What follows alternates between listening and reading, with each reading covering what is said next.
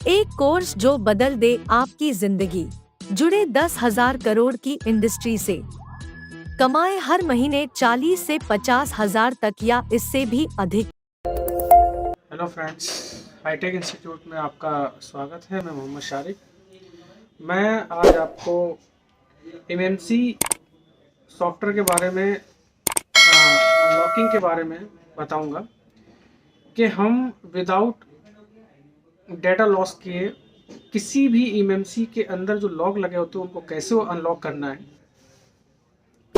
तो जैसे कि एफआरपी लॉक वगैरह लग जाता है या स्क्रीन लॉक लग जाता है और कस्टमर कहता है कि मुझे इसका डाटा भी बचाना है, तो विदाउट डाटा लॉस किए एफआई या किसी भी तरह का लॉक हो उसको कैसे आपको अनलॉक करना है यूएफआई के थ्रू, वो आज मैं आपको बताऊंगा। मेरे पास आज एक हैंडसेट है J2 2016, जिसके अंदर लगभग 16 GB का इंटरनल स्टोरेज है और उसके अंदर जो डाटा है वो लगभग कस्टमर जैसा बता रहा था कि 8-9 GB का डाटा है उसका, फोटोज़, इमेज वगैरह वगैरह या कॉन्टैक्ट्स वगैरह या उसकी यहाँ तक कि कॉल डिटेल्स तक भी रिकवर हो जाती है। तो वो सारा डाटा है, वो सारा उसको जो है क्या कहते हैं बचाना है। तो अनलॉक करने के लिए सबसे पहले हमें करना क्या होता है कि फ़ोन को आपको ISP जंपर के थ्रू UEFI बॉक्स से करना है कनेक्ट। अगर ये नहीं है, अगर किसी के इन केस ISP जंपर नहीं मिलते हैं तो आप eMMC को बाहर निकाल कर भी कर सकते हैं, बशर्ते आपका हार्डवेयर अच्छा होना चाहिए। और सबसे पहली चीज़ कि अनलॉक कैसे करना है मैं सीधा बता देता हूँ आपको कि UEFI के थ्रू आपको किसी भी eMMC के अंदर किसी भी तरह का लॉक लगा हो विदाउट डाटा लॉस किए उसको कैसे अनलॉक करना है। और एक चीज़ और बता दूँ, ये काम करने से पहले आपको कस्टमर से, चाहे वो कोई भी कस्टमर हो जो एट प्रेजेंटली आपके पास मौजूद है, उसका आपको जो भी उसका आईडी कार्ड है या आधार कार्ड है वो आपको ज़रूर ले लेना है, क्योंकि ये थोड़ा सा इलीगल प्रोसेस में आ जाता है। क्योंकि इंडिया में ये जो है ये काम इनवैलिड है। तो जितने भी सिक्योरिटी से रिलेटेड जो आप काम कर रहे हो तो उनको लीगल प्रोसेस में लेके करना है। तो आपको सबसे पहली चीज़ या तो कस्टमर का आधार कार्ड हो या उसका आईडी कार्ड हो, कोई भी आईडी कार्ड हो वो आपको लेके रखना होगा। उसके बाद हम इस काम को करेंगे। तो कैसे करना है बता देता हूँ मैं आपको कि जो हमारा UEFI बॉक्स हमें अपने कंप्यूटर से अटैच कर देना, जैसे मैंने आपको पिछले उसमें भी था बताया वीडियो में। तो वो हमें करना है, जो कि मैंने ऑलरेडी हार्डवेयर का काम पहले से किया हुआ है, आईसी को निकाला हुआ है और आईसी को निकालने के बाद मैंने सॉकेट में लगाया हुआ है। उसके बाद आपको करना यह है कि आपको UEFI eMMC टूल बॉक्स को ओपन करना है। ओपन करने के बाद आप eMMC को आइडेंटिफाई करोगे। आइडेंटिफाई करने के बाद eMMC की जो भी इंफॉर्मेशन आएगी वो हमें देखना है। एक चीज़ और है, eMMC के अंदर आप देखोगे कि जो इसका क्रिप्टो स्टेट है वो अनइनक्रिप्टेड होना चाहिए, तभी आप विदाउट डाटा लॉस किए eMMC को अनलॉक कर सकते हैं, विदाउट डाटा लॉस किए।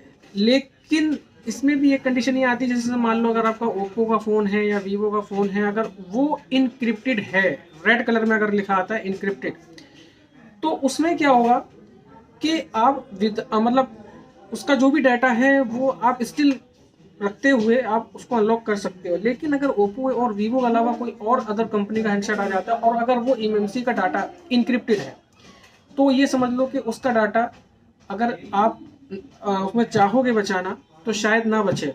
वो इसलिए क्योंकि वो इनक्रिप्टेड है, तो हो सकता है कि उसका स्क्रीन लॉक अनलॉक ना हो। तो करना क्या है हमें, तो सबसे पहली चीज़ फ़ोन की eMMC का जो डाटा है वो अनइनक्रिप्टेड होना चाहिए। तो इसमें हम करेंगे क्या कि आइडेंटिफाई हमने कर लिया था, हम दोबारा से कर लेते हैं। दोबारा से करने के बाद हम इसके अंदर एक टैब है user area part, user area part में जाना है और स्पेशल टास्क के ऑप्शन पे जाना है। स्पेशल टास्क का एक हमें ऑप्शन दिख रहा है, इस पर क्लिक करना है। इस पर क्लिक करोगे तो आप देखोगे यहाँ पर कई तरह के ऑप्शंस दिख रहे हैं, जैसे कि आपका clear user locks, code, pin, gesture, fingerprint, extra भी यहाँ से लॉक को अनलॉक कर सकते हो। लेकिन ये फंक्शंस तभी काम करेगा जब आपकी eMMC अनइनक्रिप्टेड होगी। तो अनइनक्रिप्टेड अगर कोई eMMC है तो आप उसका डाटा स्किल रखते हुए यहाँ से फ़ोन को अनलॉक कर सकते हो। दूसरी चीज़, क्लियर FRP भी आप कर सकते हो, लेकिन इसके लिए फ़ोन फॉर्मेट नहीं होना चाहिए। अगर आपने फ़ोन पहले फॉर्मेट कर दिया है तो डाटा आप नहीं बचा सकते, आपको फिर सीधा लॉक कर दो, हो जाएगा। बट उसके अंदर डाटा फॉर्मेट करके यूज़र ने पहले उसको ख़त्म कर दिया। तो हमें करना क्या होगा कि यहाँ पर क्लियर यूज़र लॉक पर क्लिक करना होगा। क्लियर यूज़र लॉक में मैं जैसे ही क्लिक करूँगा, जैसे कोड वगैरह लगा हुआ है या पिन वगैरह लगा हुआ है या गेस्चर जैसे कि आप फिंगरप्रिंट लगा हुआ है या आपका फेस लॉक लगा हुआ है, वो सारा यहाँ पर ये रीसेट कर देगा, ख़त्म कर देगा। दूसरी चीज़, FRP लॉक में जो आपका जीमेल आईडी पड़ा हुआ है उसको ये बिल्कुल ख़त्म कर देगा, फॉर्मेट कर देगा एक तरीके से।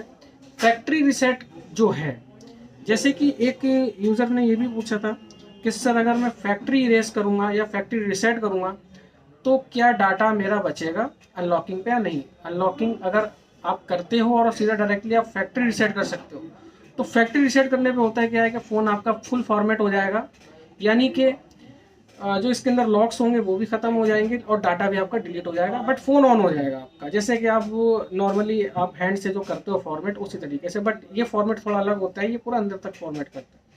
दूसरी चीज़, अगर ओप्पो का कोई सेट है, जैसे कि ओप्पो का कोई सेट है, तो आप ओप्पो में क्या करोगे, मास्टर क्लियर पे आओगे, यहाँ पे कुछ ऑप्शन दिख रहे हैं, इन ऑप्शंस के थ्रू आप डाटा को स्टील करते हुए अनलॉक कर सकते हो। ठीक उसी तरह से वीवो में भी वही सिस्टम है। यहाँ से आप MI, अगर कोई सेट आता है MI वगैरह का जिसके अंदर MI अकाउंट लॉक लगा हुआ है, क्योंकि ऐसे बहुत से लॉक्स हैं जो ऑनलाइन अनलॉक होते हैं, तो ऑनलाइन जो अनलॉक होते हैं अगर उनको हमें ऑफलाइन अनलॉक करना है तो हमें UEFI के थ्रू यहाँ पर हम ऑफलाइन अनलॉक कर सकते हैं। या आपके पास EasyJet बॉक्स हो या UEFI हो, आप किसी भी इन दोनों में से किसी भी एक बॉक्स से जो भी ऑनलाइन हैंडसेट आपका अनलॉक हो रहा है आप उसे ऑफलाइन कर सकते हो। तो हमें करना क्या होगा, यहाँ पर सबसे पहली चीज़ क्लियर यूज़र लॉक, क्योंकि इसके अंदर केवल एक नॉर्मल लॉक लगा हुआ है। कस्टमर कह रहा मुझे इसका डाटा चाहिए, कस्टमर कह रहा मुझे सिर्फ इसका डाटा चाहिए, तो आप डाटा भी देख सकते हो। लेकिन हम क्लियर यूज़र लॉक करने से पहले हम इसका डाटा चेक कर लेते हैं हम कि डाटा इसके अंदर है भी या नहीं है, या फॉर इसको इरेज किया हुआ। तो यूज़र डाटा पे जाके हम राइट क्लिक करके एक्सप्लोर फाइल सिस्टम को सिलेक्ट करते हैं। तो यहाँ पे देखोगे जैसा कि फ़ोन के अंदर जब आप देखते हो फाइल मैनेजर में जाके जो ये फोल्डर्स बने होते हैं, ठीक उसी तरह से फोल्डर्स बने हुए, जैसे मीडिया का फोल्डर है, जीरो का फोल्डर है। आप देखोगे एक DCIM का फोल्डर, जो आप कैमरे वगैरह जो फोटो खींचते हो वो DCIM के फोल्डर में जाके ही स्टोर होते हैं। तो DCIM के फोल्डर में देखोगे यहाँ एक कैमरे का फोल्डर है, तो यहाँ देखोगे ये सारी इमेजेस हैं, यानी कि फ़ोन मेरा जो है, जो इसके अंदर जो लगी हुई है ये IC, इसके अंदर डाटा मौजूद है।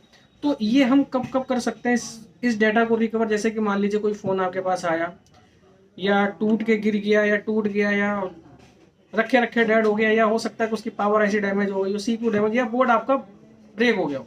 कस्टमर कह रहा फ़ोन ऑन हो या ना हो, केवल मुझे इसका डाटा चाहिए, तो आप इस तरीके से डाटा को भी रिकवर कर सकते हो। तो ये डाटा यहाँ शो कर रहा है। मान लेते हैं ये मेरे पास जो MMC है, ये इसका बोर्ड ख़राब है, केवल यूज़र को डाटा चाहिए, तो आप यहाँ से डाटा भी रिकवर कर लेते हो। लेकिन फ़ोन हमारा बोर्ड ठीक है, लेकिन हमें केवल MMC को अनलॉक करना है। तो यानी कि डाटा तो शो कर रहा है, डाटा इसलिए शो कर रहा है क्योंकि हमारी MMC अनइनक्रिप्टेड है, इसलिए डाटा शो कर रहा है।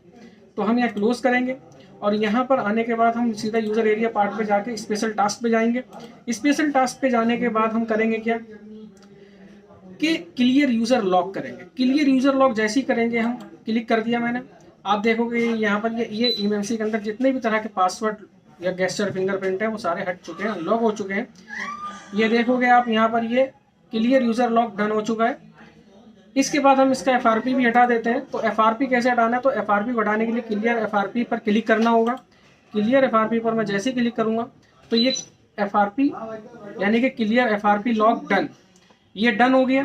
तो यानी कि इस MMC के अंदर इस MMC के अंदर किसी भी तरह का कोई भी लॉक अब नहीं है। आप इसे लगाओ और मेन स्क्रीन पर ये लॉक नहीं मांगेगा। तो इस तरह से हम MMC के अंदर विदाउट डाटा लॉस किए अनलॉक कर सकते हैं। तो यहाँ पर एक बार फिर इसका जो है डाटा चेक कर लेते हैं। तो क्योंकि हमने लॉक तो यहाँ पर हटा दिए, लेकिन बहुत से होता है क्या है कि नॉर्मली अगर सॉफ्टवेयर से अनलॉक करते हैं तो डाटा हमारा डिलीट हो जाता है, डिलीट फॉर्मेट हो जाता है। तो हम यूज़र एरिया पार्ट में तो है, इसके बाद हम इसे आइडेंटिफाई करके हम इसे दोबारा से इसका डाटा चेक कर लेते हैं।